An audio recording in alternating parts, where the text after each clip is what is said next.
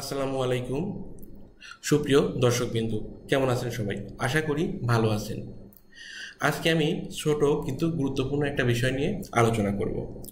আমরা যারা এক্সেলে অনেক ডাটা নিয়ে কাজ করি বা অনেক বড় টেবিল নিয়ে কাজ করি, তাদেরকে সেই ডেটা টেবিলের কিছু কলাম অথবা কিছু রকে ফ্রিজ করে রাখতে হয়। কেমন ফ্রিজ করে রাখতে হয় সেটা একটু দেখাই, এবং কিভাবে রাখতে হয় সেটা জানাটা আমাদের জন্য খুবই গুরুত্বপূর্ণ। যেমন আমি এই ডেটাগুলো নিয়ে কাজ করি। একদম উপরে যে রটা আছে সেটা হচ্ছে প্রোডাক্ট ডেট ডিটেলস, এবং এখানে মাস দেয়া আছে। তারপরে আছে আমার হচ্ছে প্রোডাক্টের নেম, কোড, ট্রানজ্যাকশন টাইপ, এখানে তারিখ ওয়াইজ দেওয়া আছে এবং তার নিচেই কিছু নোট দেওয়া আছে।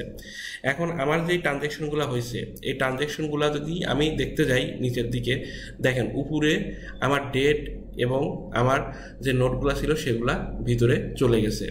তো এইগুলাও নিচেরগুলা দেখতে গেলে আমার এইগুলা দরকার পড়ে। আমি এমনভাবে এটাকে সাজাতে চাচ্ছি যেন আমি স্ক্রল করলেও উপরের এই দুইটা রো এখানে স্ট্যাটিক থাকে। অথবা আমি যখন এইদিকে যদি আমার আরও ডেটা হয়ে যায়, যখন আমি এই ডান দিকে স্ক্রল করব, তখন যেন আমার এই কলামগুলা যেন এই জায়গায় থেকে যায়। তো আমরা সচরাচর যেটা জানি সেটা হচ্ছে এটাকে ফ্রিজ করা যায়। ফ্রিজ করা যায় কিভাবে? একদম উপরেরটাকে আমরা ভিউ থেকে এই যে ফ্রিজ পেন আছে, ফ্রিজ পেন থেকে ফ্রিজ করতে পারি। সেটা হচ্ছে ফ্রিজ টপ রো, অর্থাৎ একদম উপরের রোটাকে কীভাবে ফ্রিজ করতে হয় সেটা একটু যদি দেখাই, তাহলে এটাতে ক্লিক করলে একদম টপ রোটা ফ্রিজ হয়ে যাবে। যেমন আমি যখন এখন স্ক্রল করি, তাহলে এই যে প্রোডাক্ট ডেট ডিটেলস, এই রোটা এখানেই থাকছে, এটা আর উপরে উঠে যাচ্ছে না, এটা ফ্রিজ হয়েছে। আমি চাইলে একদম বাম পাশের এই কলামটাকেও ফ্রিজ করতে পারি।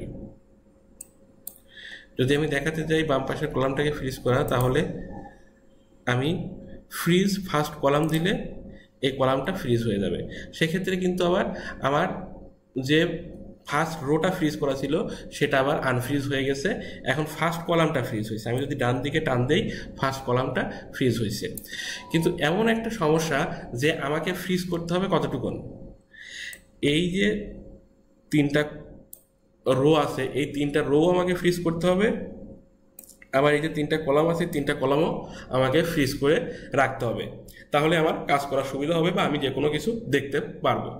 তো এতদিন আমরা যেটা শিখছি সেটা হচ্ছে কিভাবে একদম টপ রোটাকে ফ্রিজ করতে হয়, সেটা আমরা দেখেছি। টপ রোটাকে ফ্রিজ করার জন্য ফ্রিজ পেন থেকে এই যে ফ্রিজ টপ রো, একটা রোকে আমরা ফ্রিজ করতে পারছি। আবার কিভাবে একদম বাম পাশের কলামটাকে ফ্রিজ করতে হয় সেটাও আমরা দেখেছি, ফ্রিজ পেন থেকে ফ্রিজ ফার্স্ট কলাম, অর্থাৎ বাম পাশের যে এই কলামটা আছে এটা হচ্ছে ফার্স্ট কলাম, এটাকে আমরা এটা দিয়ে ফ্রিজ করতে পারি। কিন্তু আমার যেহেতু দরকার উপরের তিনটা রো এবং সাইডের তিনটা কলামকে ফ্রিজ করা, এখন আমি এইটা কিভাবে করব? এই জিনিসটা আমরা অনেকেই করতে পারি না, বা বাংলায় এটা নিয়ে ভালো কোনো ভিডিও নেই। তবে এই জিনিসটা একদমই ইজি, আমি আপনাদেরকে দেখাই দিচ্ছি। কিছুই না, আপনি কোন কলামগুলোকে ফ্রিজ করতে চাচ্ছেন, এই তিনটা কলামকে ফ্রিজ করতে চাচ্ছেন, আর কোন রোগুলাকে ফ্রিজ করতে চাচ্ছেন। আমি বলছি যে এই তিনটা রোকে ফ্রিজ করতে চাচ্ছি। আচ্ছা, তাহলে এই তিনটা রো এবং এই তিনটা কলাম যে আমি ফ্রিজ করতে চাচ্ছি, এই তিনটা কলাম যে আমি ফ্রিজ করতে চাচ্ছি, এই রো এবং কলামের একদম কর্নার সেল কোনটা? দেখেন, এই সেলটাকে যদি আমি সিলেক্ট করি, তাহলে এর উপরে আছে আমি যে তিনটা রোকে ফ্রিজ করতে চাচ্ছি সেই তিনটা রো আছে, একটা দুইটা তিনটা রো আছে। এবং এই সেলের বাম পাশে আমি যে তিনটা কলামকে ফ্রিজ করতে চাচ্ছি সেই তিনটা কলাম আছে, এইটা এইটা এইটা। তাহলে আমি যদি এই সেলটাকে ধরে ফ্রিজ পেন থেকে আগে আনফ্রিজ করে নিলাম, কারণ আমাদের বাম পাশের এই কলামটা ফ্রিজ করা ছিল, এখন আমারটা কোনটা ফ্রিজ করা নেই। এখন আমি যেটা ফ্রিজ করতে চাচ্ছি সেটা হচ্ছে এই সেলটাকে সিলেক্ট করলাম যেন এর উপরের তিনটা রো এবং বাম পাশের তিনটা কলাম ফ্রিজ হয়ে যায়। একদম কর্নারের যেটা আছে, মানে এই তিনটা সিলেক্ট করেন আর এই তিনটা সিলেক্ট করেন, কর্নারে কোনটা পড়ে? এই সেলটা পড়ে কর্নারে, মানে কর্নারের সেলটাকে আমি সিলেক্ট করব। আরও যদি সহজ করে বলি, তাহলে আমি যে তিনটা রো সিলেক্ট করব বা ফ্রিজ করতে চাচ্ছি সেই তিনটা রো এর নিচের সেলটা, এবং যে তিনটা কলামকে ফ্রিজ করতে চাচ্ছি তার ডান পাশের সেলটাকে ফ্রিজ মানে সিলেক্ট করে আমি কোথায় যাব, ফ্রিজ পেন থেকে এই ফ্রিজ পেনে চাপ দিব। এখন যদি আমি স্ক্রল করি দেখেন আমার এই যে এই তিনটা থেকে যাচ্ছে। আমি যদি আবার ডান দিকে এটাকে টানি তাহলে দেখেন এই তিনটা থেকে যাচ্ছে।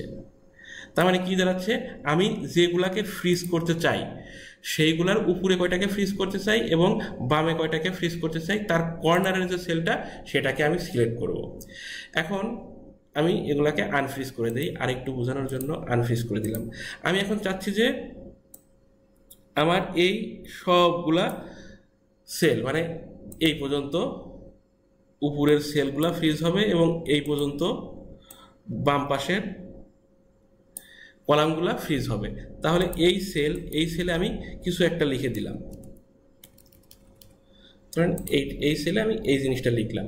লেখার পরে এই সেলটাকে যদি আমি সিলেক্ট করে ফ্রিজ পেন থেকে ফ্রিজ পেন সিলেক্ট করি তাহলে আমার এই যে এই সেলের উপরের কলামগুলা, উপরের রোগুলা এবং বাম পাশের সবগুলা কলাম ফ্রিজ হয়ে গেল। চলুন আমরা দেখি আসলে হয়েছে কিনা।